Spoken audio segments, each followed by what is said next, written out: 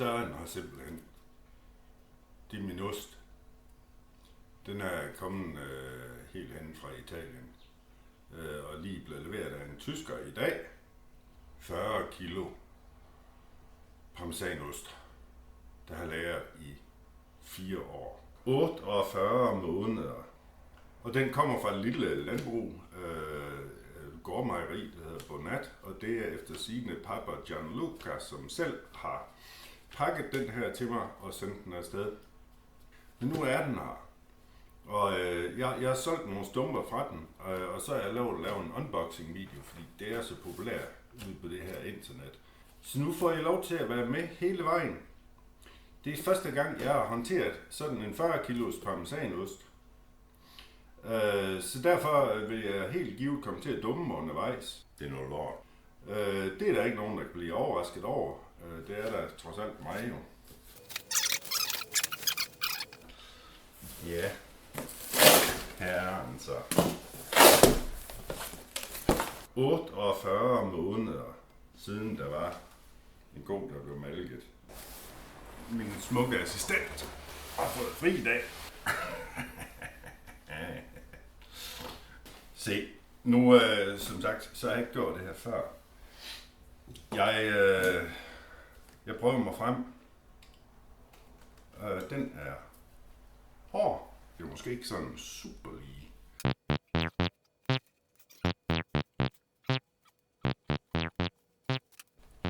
Kæft, mand.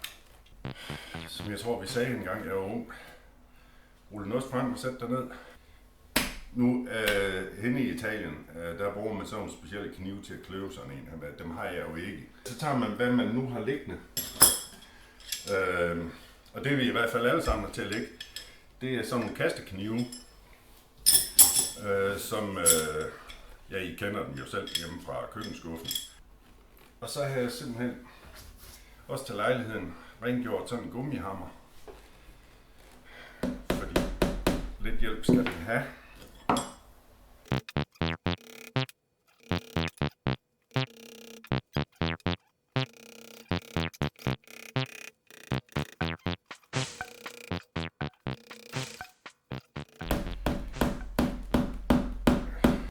I det mindste er jeg bevidst inkompetent.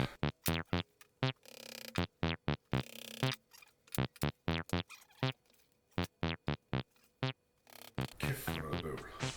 Nu kommer den.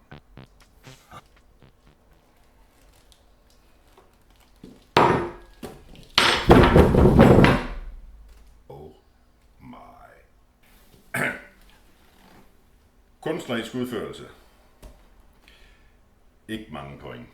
Man forestiller sig måske lige, at den her humpel, den er passet bedre over i det her hul. Men jeg er tilfreds. Det er noget lort.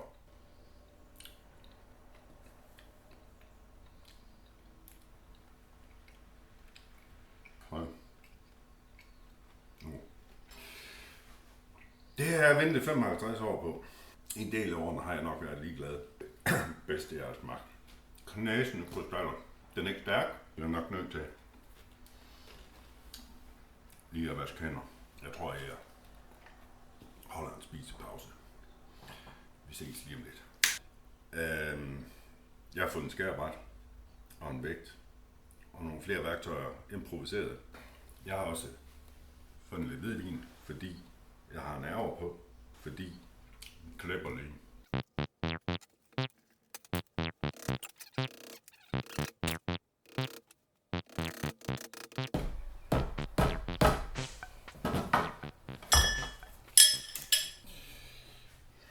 Nu tror jeg melder mig til en konkurrence i Italien.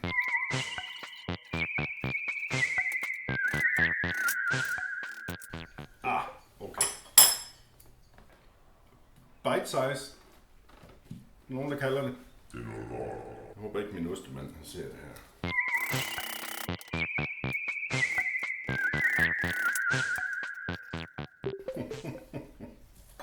Hold da op. Jeg tror, jeg bliver nødt til at skue en tur på YouTube. Ja, jeg har set en YouTube-video. Det er noget lort. Og det kunne man jo godt have gjort fra starten. Alt for lidt hvidvin. Men grundlæggende så var det ikke helt galt det jeg gjorde. Det er noget lort. Men jeg har dog fundet ud af, og det vidste jeg egentlig godt, rigtige parmesan kløveknive, de er noget tyndere end det udstyr, jeg har bragt for dagen her.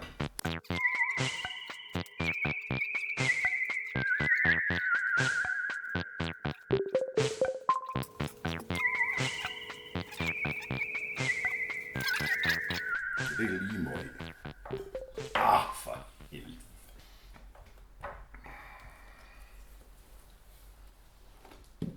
Penis? Jeg skammer mig ikke over at trøstespise.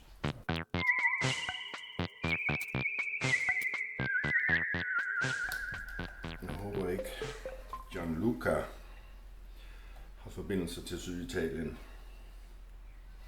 På et eller andet tidspunkt ser mig skamfere den ost, han har haft liggende i 4 år. 48 måneder. Men jeg har heldigvis lidt ost at øve mig på. Ikke noget at være stolt af. Kan først videre. Pis. Kæft, det er jo lort. Skål. Jeg gør det aldrig igen. For fanden altså. Kæft for den krummer. Skål. Det skal ikke skulle man droppe det lort her, så tager den ud til klokkensaven. 1,036. det næsten bliver god.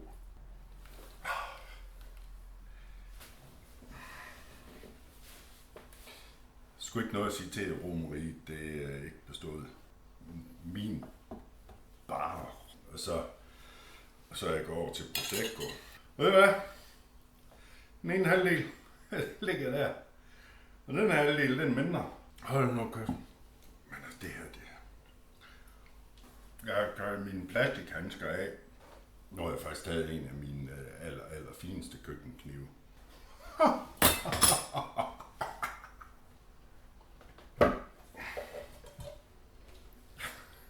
Va bene. Torbens 10 brud. Fuck de italienere.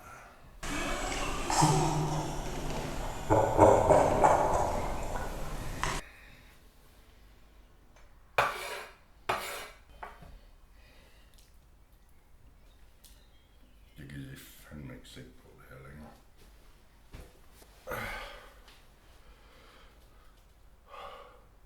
Jeg har skåret et parmesan hjul over i dag. Jeg er mæt.